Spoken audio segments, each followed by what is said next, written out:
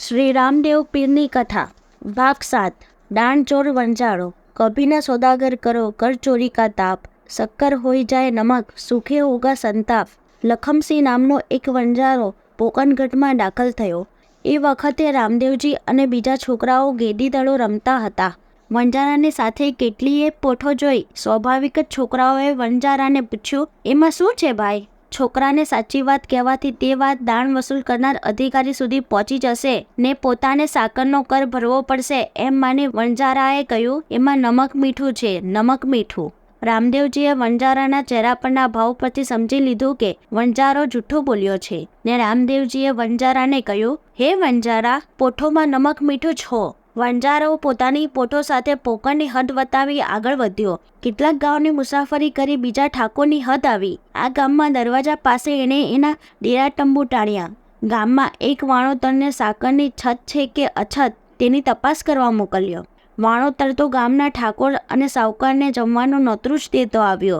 વંજારો વાણોતરની હોશિયારી જોઈ રાજીના રેડ થઈ ગયો। સાવકાર અને ઠાકોર તો નોતરા પ્રમાણે હાજર થઈ ગયા। વંજારાએ એમને માનથી બેસાડી સાકરની જરૂર છે કે કેમ એમ પૂછતા સાવકારે ભાવ ઠરાવી તેની પાસે નક્કી કરેલી રકમની ઠેલી મૂકી દીધી। ભોજનનો સમય થતાની સાથે જ ઠાકોર અને સાવકારને જમવા બેસાડ્યા। વંજારો જાતે તેમને પીરસી પોતે જમવા બેઠો। ઠાકોર તો મીઠાઈનો ટુકડો ખાતાની સાથે જ મ્યાનમાંથી તલવાર કાઢી વંજારાને મારવા ઊભો થયો। મીઠાઈના બધા જ ચોસલા ખારા ઉસ થઈ ગયા હતા। વંજારાના હોશ ઉડી ગયા। તેણે બધી રકમ સાવકારને તરત જ પાછી આપીને પોકે પોકે રોવા લાગ્યો। ઠાકોર અને સાવકારને વંજારાની વિગત સાંભળી દયા આવીને તેમને કહ્યું, હે કરચોર વેપારી, તું પોકણમાં પાછો જા। છોકરાઓને રામદેવજી વિશે પૂછી તેઓ તેને તારી પાસે લાવે અથવા તને તેની પાસે લઈ જાય, તેની પાસે દયા માંગ। કરચોર વંજારો પોકણ તરફ ઉતાવળે ગયો ને છોકરાઓ મારફત રામદેવજીને મળી એના ચરણમાં માથું નમાવી પોતાની ખરાબ થનારી હાલત કહી। રામદેવજીએ તેની પાસે ક્યારેય કોઈ પણ રાજ્યની દાણ ચોરી નહીં કરવાનો સંકલ્પ કરાવ્યો।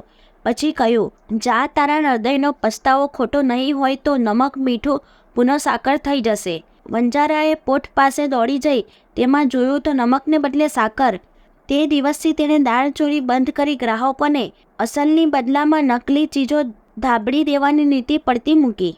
મિનલ સૂદ કે ગલે લગા કરતા ચલ પુણ્યદાન, કભી ન નજદીક આએગા સિતમગર શૈતાન। બાકીની કથા આગળના વિડીયોમાં સાંભળીશું।